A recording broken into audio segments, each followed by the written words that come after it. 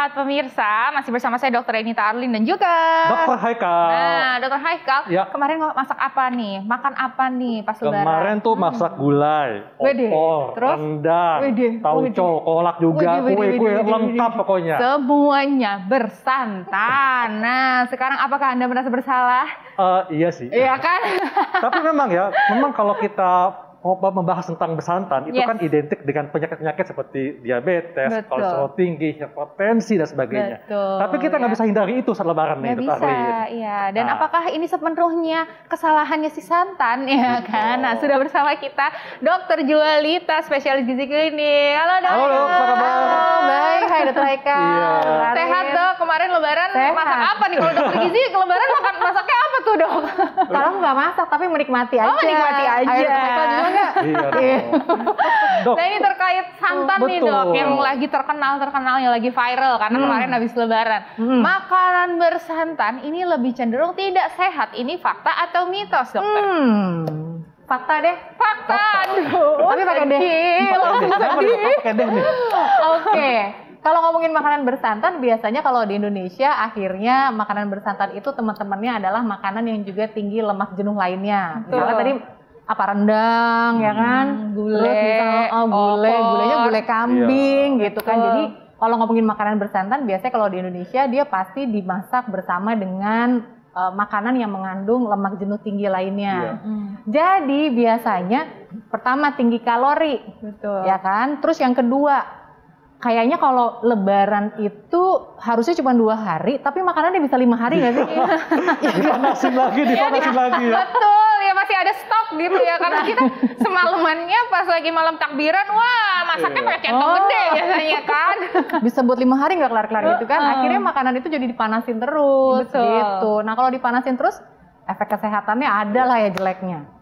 Nanti kan bahasnya kan bukan yang sekarang. Yes, betul.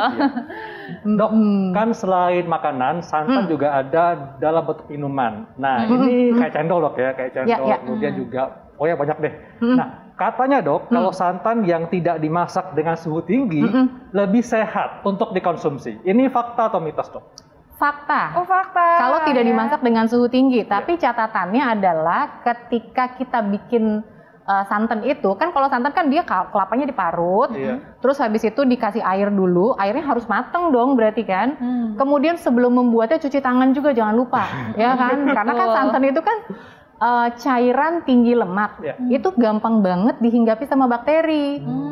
Makanya sebenarnya proses pemanasan pada kalau orang bikin santan itu proses pemanasannya ditujukan untuk mematikan bakteri itu sehingga masa simpannya lebih panjang, Dok.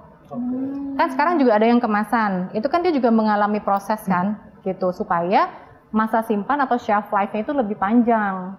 Nah, kalau kita mau konsumsinya mentah atau misalkan kita panaskan tapi cuma sebentar, berarti harus dipastikan pada waktu marutnya, kemudian meresantannya itu harus dalam kondisi yang memang bersih. Bersih, Oke. steril ya. Oke. Nah. Nah, Dok, ini kan santan kan banyak di kambing hitam kan nih ya, Dok ya. Tapi saya tuh dengar ada rumor-rumor bahwa sebenarnya tuh santan tuh ada kok nilai gizinya. Sebenarnya apa sih, Dok, nilai gizinya Ada, nih? sebenarnya banyak. Jadi santan itu 90% isinya adalah lemak jenuh, tapi jenisnya adalah lemak yang namanya asam laurat, lauric acid.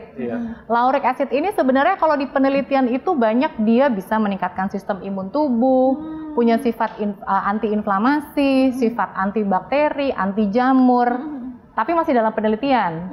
Gitu. Jadi sebetulnya lemaknya adalah lemak jenuh tetapi yang jenisnya namanya MCT, si lauric acid itu MCT, medium chain triglyceride. Jadi asam lemak rantai sedang.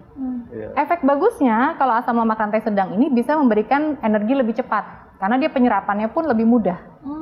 Pertama itu. Terus yang kedua, dia juga mengandung kalium, mengandung magnesium. Jadi sebetulnya untuk kita lihat komponen satu-satu sebetulnya bagus. Tetapi sayangnya karena lemak itu kan kalorinya besar, sehingga ya makanan bersantan identiknya adalah makanan yang berkalori besar. 100 gram santan kalorinya kira-kira 230 kalori. 100 gram itu kira-kira Kayak setengah gelas. setengah gelas Setengah ya. gelas belimbing kalau kita bilang zaman dulu ya. gelas Setengah gelas belimbing. itu kira-kira 100 gram, kalorinya 230. Oh, kalorinya udah 230. Wow, lumayan ya. Makanya Lumayan kalau ya. makan opor atau Iya. makan lontong sayur tuh, sayurnya itu jangan diseruput semua kuahnya. Kuahnya Biasanya ya. kan sampai di Iya. minum banget tuh Apalagi kayaknya. kalau pedes gitu kan kayaknya.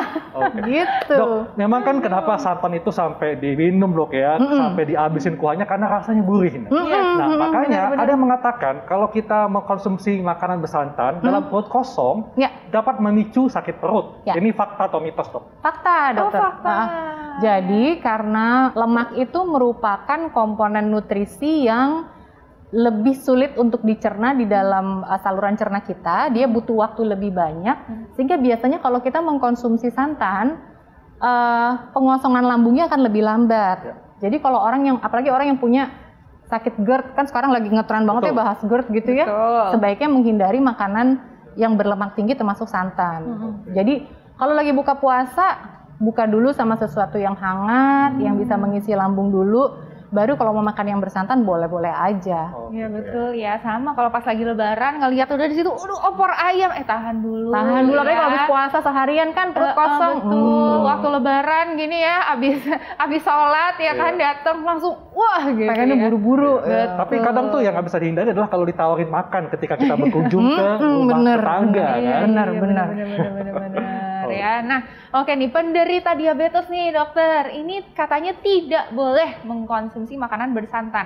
Ini fakta atau mitos dokter? Tapi jangan dijawab dulu dokter. Saat lagi kita akan kembali tetap di Hidup sehat.